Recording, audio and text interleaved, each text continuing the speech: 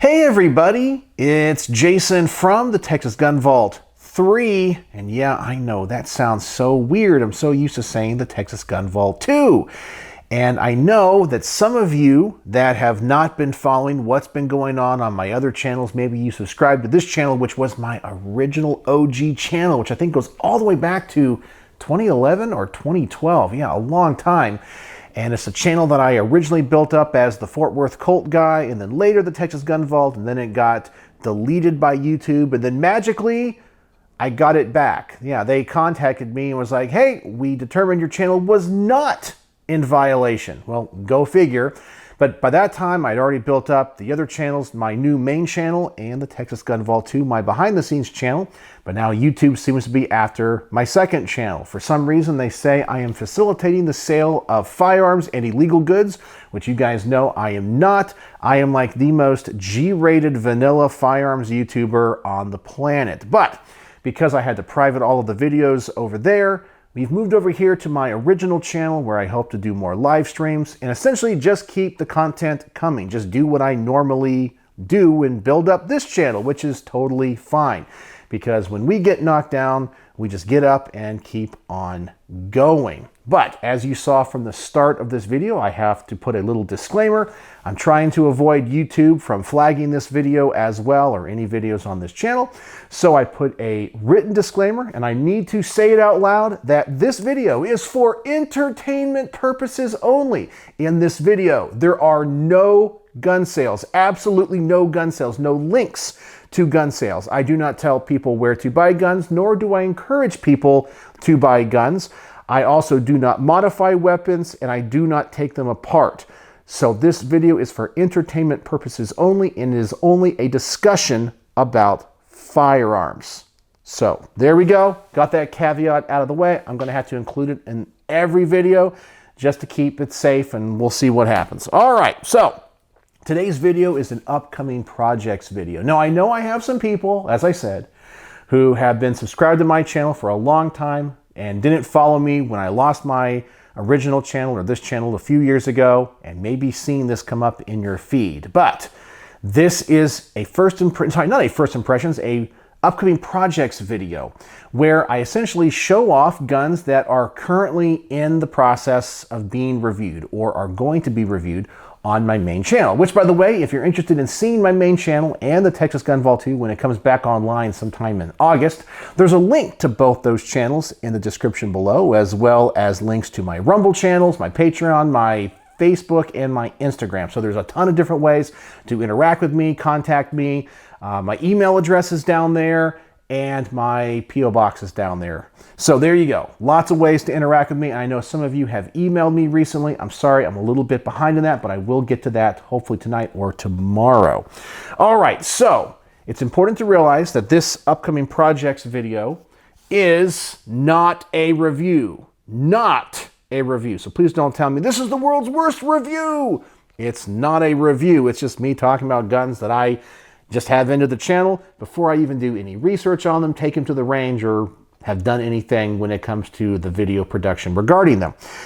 So today I was out here in the garage and I finally finished the range report on the Cadex Defense CDX R7 chambered in 7mm PCR. Is that right? PCR? No, PRC. I keep getting those letters mixed up.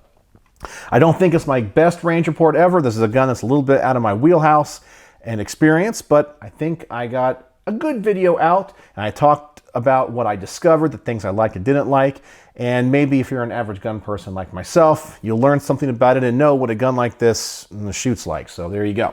But in today's video, I wanted to show you a really cool firearm that my friend Mitchell has lent to the channel. Now, in the past, he's lent an Uzi Model A, which those videos about that gun are not out yet, because you guys know I'm so far ahead in my range reports that it's over a year out. In fact, the video I made today on this guy, and today is what, like sometime in May, like early May, the video for this will not come out until August the 2nd, 2027 at 4 p.m. Yeah, I'm over a year out. A year and what, 3 months out?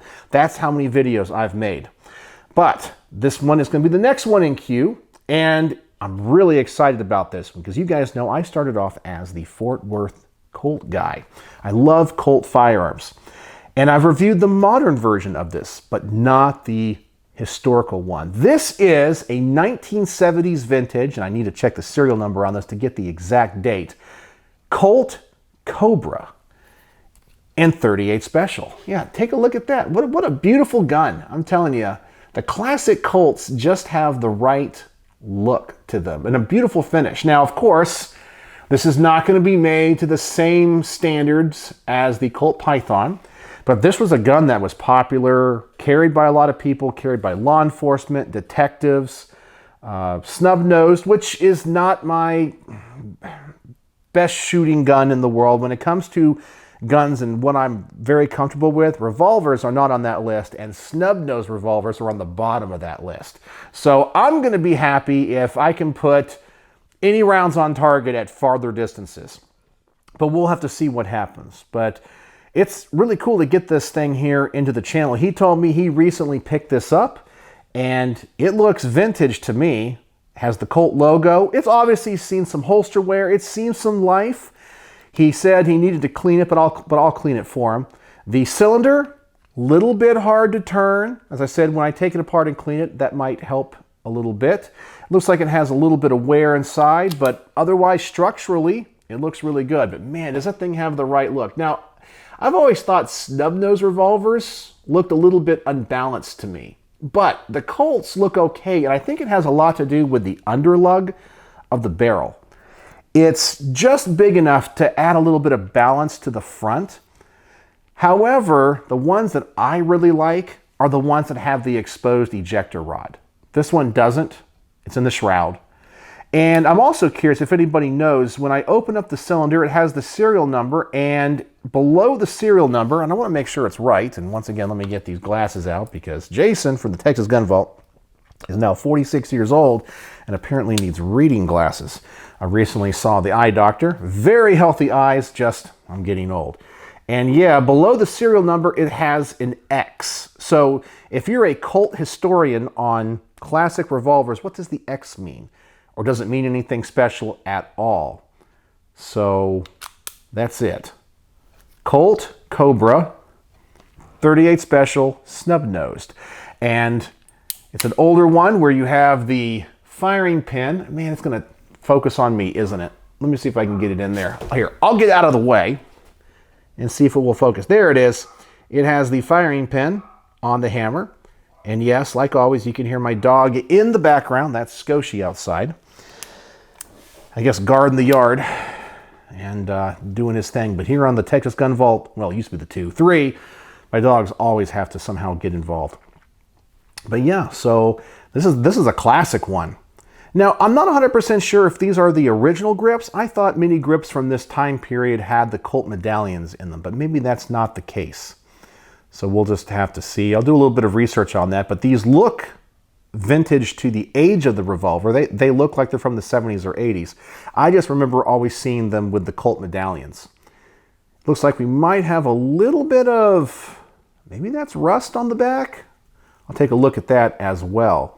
But functionally, I think it's going to be good. I don't really see, like I said, like any like real issues with it. Yeah, everything seems to work well.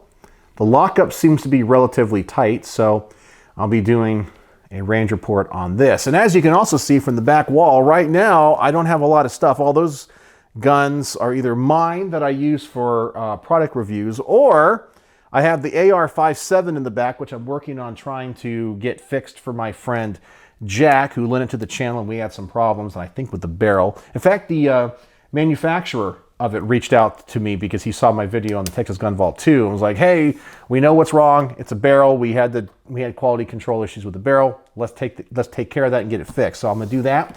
And with this done, I'm done with all the guns that are into the channel from my friend D. So I need to contact him and get some more stuff in the pipeline. But this is next up. So that should keep me busy for a little bit, and we'll see what happens. So there you go. A upcoming projects video on the Colt Cobra. Not super exciting stuff today, but as I said, now that we've moved over to this new channel, we're just going to continue doing what we used to. And I find that there's a lot of people out there that like this format. of just essentially having water cooler talk with their friends about guns. You know, not every gun video has to be sensational or show stuff getting, you know, blown up with tannerite or doing some type of trick shot or being, you know, like a super tactician or any of that. Sometimes people just want to sit around the water cooler at work or the campfire at night or whatever you're doing and just talk about cool guns. And this is definitely a cool gun. So I'm excited to experience it. So there you go. That's all I got for you tonight. So if you watch to the end of this relatively short video for my behind the scenes channel and you want to participate in my word of the day, let's use the word of the day is going to be,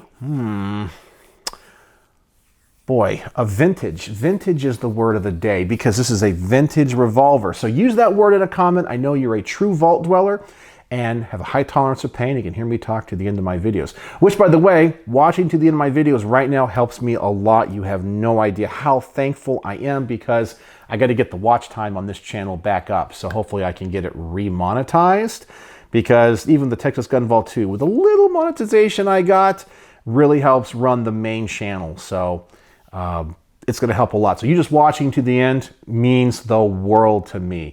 And I'm also honored and blessed that so many of you followed me to the Texas Gun Vault 3. I've already reached out, already commented on the videos. Man, you have no idea how heartwarming that is. And it makes everything that I do here worth it. So thank you guys so much. And I appreciate it if I'm part of your daily YouTube or Rumble viewing and you let me come into your homes and on your devices just to say hi and talk about guns. So there you go. So that's all I got for you. So thanks for joining me here in the garage. Use the word of the day in a comment. And as always, thanks for watching.